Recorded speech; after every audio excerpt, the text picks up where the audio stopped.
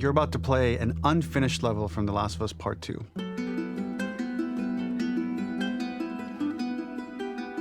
The reason we added this section is there are a few sequences, and we picked the 3 of the best ones, that we cut from the game. Often we build a game that's much bigger than what ends up being the final product. They were months away from being finished, but we wanted to give you an insight of what it's like when we built a game, because often we have this whole thing constructed and it doesn't have final art or audio or dialogue. And here you get to see the building blocks of what it's like when we first string a bunch of these levels together. This is the intro to the first deleted level, and this one is the roughest of the 3. We wanted to show more of how Jackson operates. So this is the festival where Ellie ultimately kisses Dina. This sequence would have come very late in the game as a flashback sequence while you're in the farm with Dina. And we wanted to show what is the rest of Jackson doing, and wanted to put on the stick, make it interactive.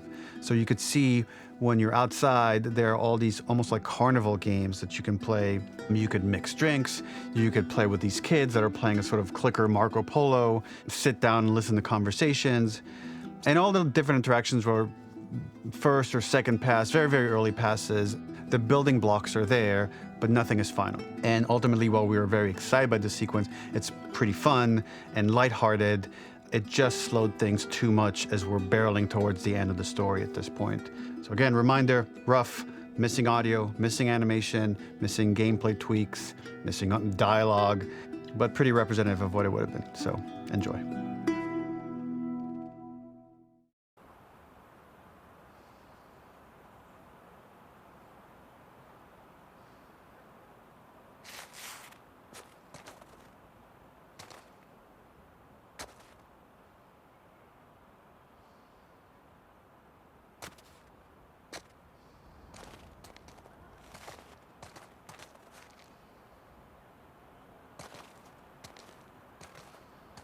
Originally, this level was going to transition us to farm.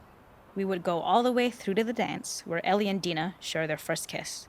Then we would play through farm, and when Ellie plays the guitar at night, she would remember the Seth incident. So, the opening for this was a little tricky. We needed it to match at least a little what you might expect emotionally coming from prior beats, because we were already purposefully disorienting you in time and space. Remember, you just came from this huge fight. To jump straight into it would have been a little too jarring. After some back and forth, we rooted it in Ellie's nerves, calling back to her hands shaking in the theater. But this time, for a much more innocuous reason we'll find out later. She's nervous because she has a crush on Dina, who is the only reason why she's here at the dance.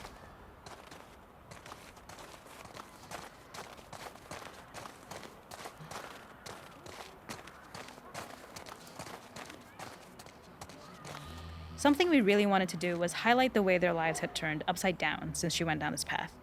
We had this idea of recontextualizing all of our usual gameplay mechanics that were designed for really violent ends.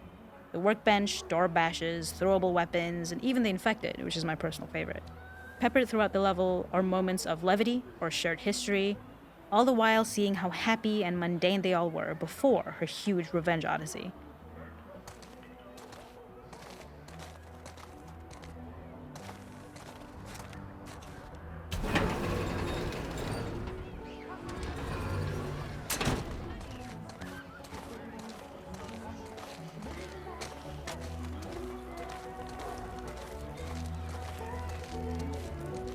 We use our workbench a lot to make a lot of things that kill and maim and hurt people. Here, we had the silly idea of using the same feel, harkening back to the same animations, using the exact same UI to instead fix a drink. Like the workbench, you could pick your base, and then you could add something to it. And at the time, we had some different reactions from Ellie based on how strong you chose to make the drink.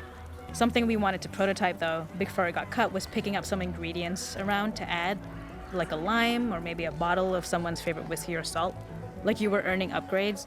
We also toyed with having Ellie carry around the drink you made and occasionally sip it, psyching herself up to go talk to Dina inside because she's nervous. It got too noodly though, because she would need to keep placing it somewhere before she did anything, so it would have ended up more trouble than it was worth.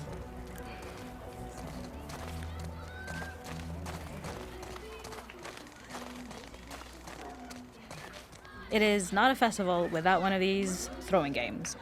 This one, of course, uses our throwable system where you're often chucking explosive things or stunning things, but for a more wholesome purpose, although some people take this game really seriously. A fun aspect of this is if you did well, you could win a toy here. Ellie would place it in her pocket.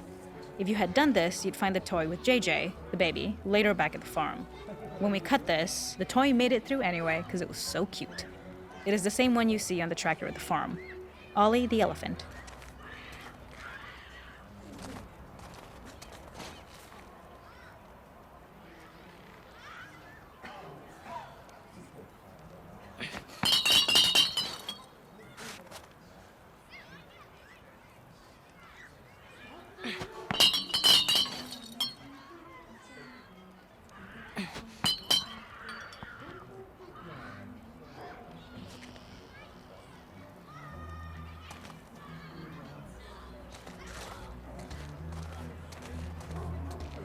The makeup artist is pretty simple.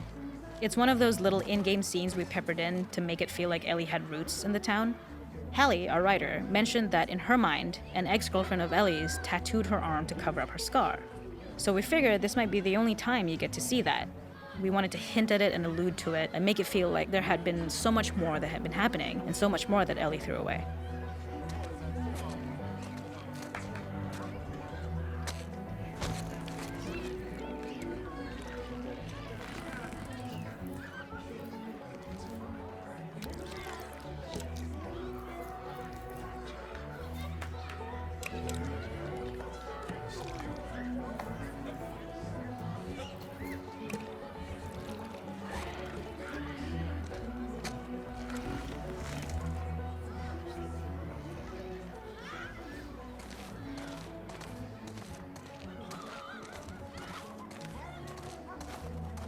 This is one of my favorite sections because I think that it achieves both the slice of life aspect of Jackson while also being a stark reminder of how dark the world that they live in really is. To attract attention and curiosity, one of the kids was supposed to make this adorable, messed up little clicker impression and the others would giggle. We tried a version where if you got close enough, the kid might try and follow you a little before turning back. Since clickers are blind and move by echolocation, for this game of messed up tag, Ellie must close her eyes and listen for when the children give themselves away. The thought was that these kids are in relative safety. They still grow up with the dangers of clickers and runners, and all those lessons would embed themselves in the games that they play. When the festival got cut, they tried to preserve this moment and move it to the front of the game where the snowball fight is, as a tutorial. However, being in the headspace of a clicker doesn't really teach you how to deal with them. Eventually, it evolved, and they instead made the snowball fight, which was, I think, way more effective. For me, it's character illuminating that not only does Ellie know this game, she plays along. There's a familiarity with the kids that's really nice to see, especially because it's such a difference from the Ellie we see later, who has a sort of hollow normalcy that she's trying to get with JJ, but kind of fails.